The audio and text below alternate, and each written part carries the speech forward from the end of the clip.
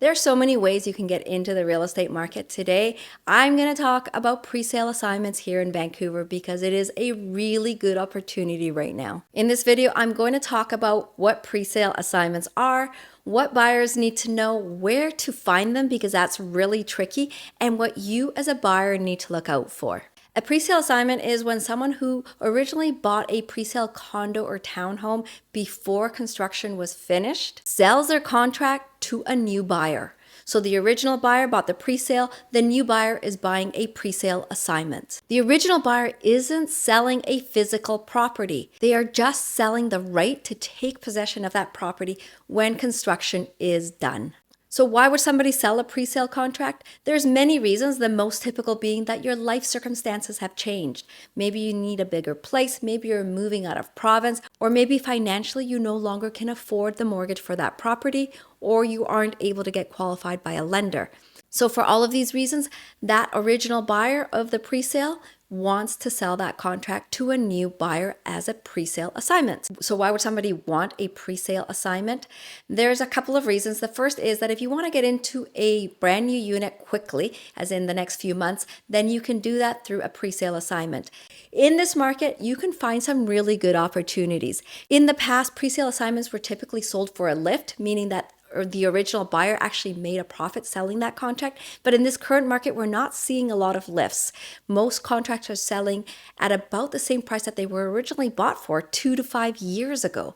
And in some cases, they're selling even lower because the original buyers don't want to lose their deposits. And the only way they can get those deposits back is by selling their contracts to a new buyer as a presale assignment. Now, what if there's a building and there's still presales left? Why would you buy an assignment? I hope this comes across clear. Just put in the messages below if you need clarification because there's a few reasons. And they're not all straightforward because they depend on what the market is doing. So in the past, as I mentioned earlier, you bought a presale. By the time the building was completed, though the price of that unit had typically gone up. That's why investors loved presales. But we're in a different market right now and prices haven't really gone up for presales from what they were 3 to 5 years ago.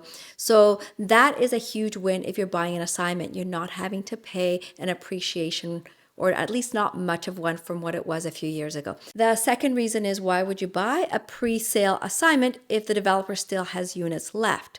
Well, think about it. The first units to go are going to be creme de la creme. They were the ones that were most sought after. And what is left over now with the developer is whatever was left over. It's what people didn't want. So if you really want the best units, you are typically going to find those through presale assignments. So in summary, you would want to buy a presale assignment now because for many units, you are getting the same prices that existed 2 to 5 years ago. Many sellers really need to get out of contract, so some of them may even sell for less. You are able to get into a unit very quick and you are getting the best picks instead of what's being left over. The trickiest part about buying presale assignments is that most of them are off market, meaning they're not on MLS, which is pretty much the place to go for real estate listings. Developers often restrict advertising, so it's more about networking with the right realtors that have access to off-market opportunities. So we work with buyers and sellers and match these opportunities before they're ever seen on the market. Also, working with realtors that have direct access to off-market opportunities really helps. Developers sometimes don't allow assignments, and when they do, they often have many restrictions like who it can be sold to. Sometimes it's just a family member, or how it can be advertised, what price can be advertised. There's a lot of restrictions, so you need to work with a realtor that understands this and can navigate the different opportunities. This is what buyers need to watch out for. Buyers need to understand the developer's assignment policies, closing costs, and financials. It may be that the original buyer only needed to pay a 5% deposit, but upon closing, you still need to qualify for what the bank requires, which could be 20-25%.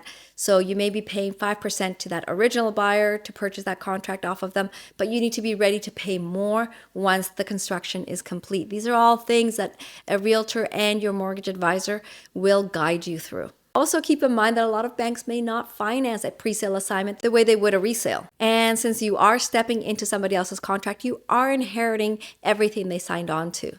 Deal structure, deposit dates, everything.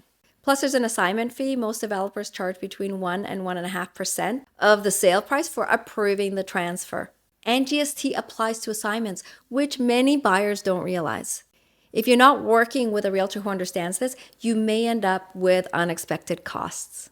If you're interested in buying an assignment, your first step is to find a realtor who has a good network of opportunities and understands the presale and presale assignment market. We have access to off-market opportunities and can help guide you through the legal and financial aspects of the process. And lastly, be prepared. Talk to a mortgage broker, have your financials in order, understand the developer's policy, and be ready to move quickly because the good deals, they do go fast. Reach out anytime. Assignments are a really good opportunity in the current market, but you have to have the right strategy. For more real estate content related to Vancouver or how to buy and sell real estate, make sure to follow.